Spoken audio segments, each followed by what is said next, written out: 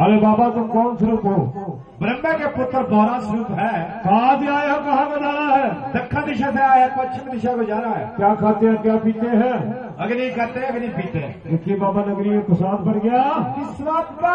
जितनी अग्नि आपने खाई है तमाम की तमाम आपके मुख से बाहर आनी चाहिए ताकि नगर का भला होना चाहिए। क्या तो परीक्षा नहीं चाहते हो? हाँ महाराज। तो लगाओ हमारे किनार की ताली। सारी संगत को ताली ला दो।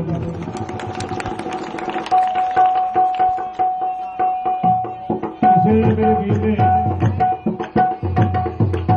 आज ही बेअंत माया सारे नगर के नाम से